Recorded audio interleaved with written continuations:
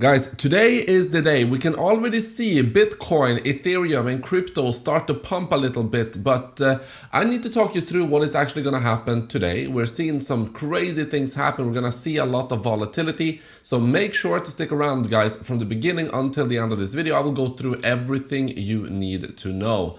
Welcome back, everybody. My name is Chris, bringing you cryptocurrency videos every day. If you're new to the channel, then make sure to subscribe and activate the bell right now. So let's get straight into it. And what you can see, guys, right now for Bitcoin is that we are indeed above the orange line, but we are still inside of this daily candle. We are also above the previous swing high, which was at 112,500.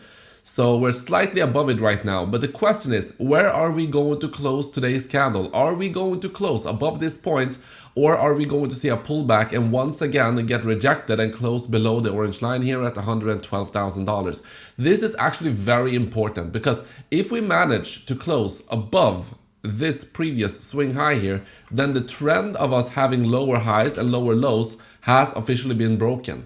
So then we might go into either a nice juicy pump towards the upside, or we could at the very least see some consolidation here before we see the next leg upwards. But the main thing is that we break the trend of this downwards trend, essentially, of making lower highs and lower lows. So that is great. This looks promising.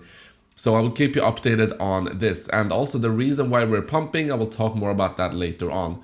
So if you look at Ethereum also today had a nice pump from 4,300 up to 4,430, but we're still consolidating here. We're still below the very important $4,450 level.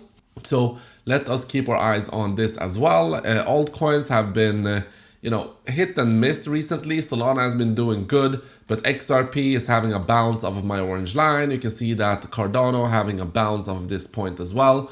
So some nice bounces of these altcoins, but the main thing is that Bitcoin is going up, and that is actually in line with our expectations, because we believe that Bitcoin would see a nice pump towards the upside based on the macroeconomical situation, because gold is having a big pump, a big breakout here. Gold is relaxing a little bit right now, so that means that liquidity is flowing into Bitcoin, and then liquidity is going to flow into altcoins.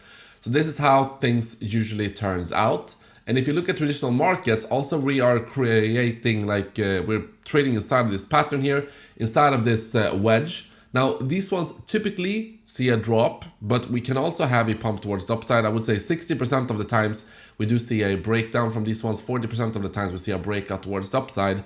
But yeah, the traditional market's looking very good. So let's see, guys, once we reach the resistance here, if we are going to see a breakout or if we are going to continue to consolidate within this pattern. So these are some of the main things that I'm watching right now. Of course, gold we already know about. But overall, I'm just letting time do its thing, because I believe we're still months away from the cycle top. I believe we're months away still. So in the meantime, my trading strategies are just using this volatility to make more and more gains. And currently, I'm up $1.6 million. So that's absolutely amazing to see. You can see that my Bitcoin strategy is up almost 400K.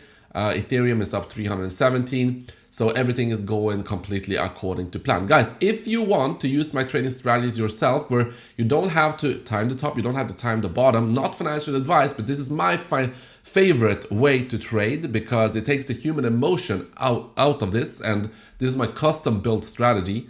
If you want to use it, go down to the description of this video right now. You have all of the tutorials you need to know about right here, and then you can sign up to Pionex using this link. You have all of my strategies on a website here, and all of my strategies, also the links here on a Excel sheet or a Google Sheets. You have all of the links here to the right, so make sure to take advantage of that if you want to use the same strategies that I am using. So right now, you're still able to get in before the next leg upwards.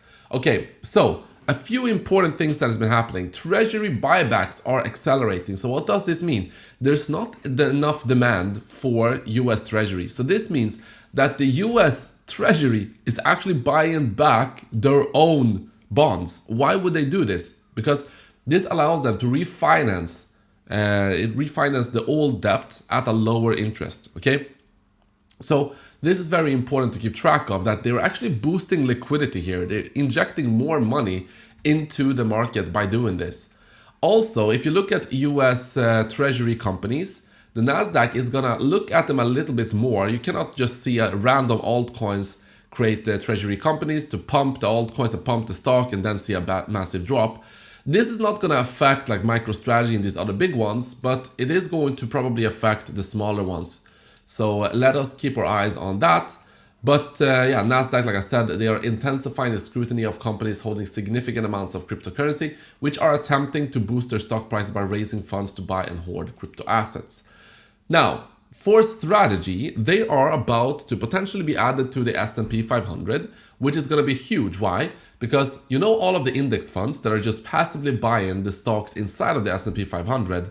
Well, when the S&P 500 lists strategy, there will be another $16 billion worth of inflows that is going to buy MicroStrategy, which means that they are essentially going to be buying Bitcoin. So there's going to be passive flows right now into Bitcoin here, buying Bitcoin, not only the ETFs, but also from the listing inside of the S&P 500. So the flywheel continues, everything is looking good.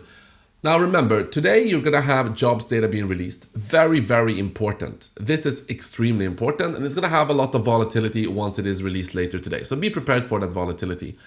One key thing is that Trump has come out and said that the real numbers will actually be in a year from now. So maybe he's trying to prepare the market for a negative report here. So maybe that's what's happening. Also, he has scheduled an announcement at 4 p.m. today. So this is going to be interesting to see what he's going to say. Maybe he's going to try to calm down the markets. We will see. But the thing is that the jobs market, like the labor market, is not looking super strong right now. And we'll see if today's data is going to confirm it. Yeah, this just means that they are going to cut the interest rates and maybe they're going to cut more aggressively. And if they do that while inflation is rising, you will want to hold Bitcoin, you will want to hold crypto, you will want to hold hard assets. Extremely important, guys. Also on a side note, the Trump-associated World Liberty financials have blacklisted Justin Sun's wallet because they are saying that Justin Sun is dumping a lot of tokens into the open market. Not only that, they're also saying that Justin Sun, in fact, is taking customer funds from his exchange, which is Huobi. I believe he also owns Pionex. Sorry, not Pionex, Poloniex. So yeah, it would be a very bad idea if you owned the Pionex, then I would stop working with them. But luckily, Pionex is an amazing exchange and they are not being owned by Justin Sun. That would be very bad. But yes, Poloniex and Huobi he owns. And what they're saying is that he's actually taken customer funds from Huobi, dumping it into the market. And then he is going to, because remember, he is an early investor and he is getting his tokens over the next few years. So what he's doing is giving the customers that uses Huobi, he would want to give them from his own stack over time, which is very sketchy. So we don't know if that's true or not, but he put out a statement here saying that, yeah, please unfreeze my wallet. I want to continue to dump tokens. But yeah, this is why I'm staying away from World Liberty Financial, guys. If it goes down very hard, it reaches a very low valuation, then I might be interested. But for now, I am staying away. Guys, this is what I got for you in today's video. Thank you so much for watching, and I will see you in the next one.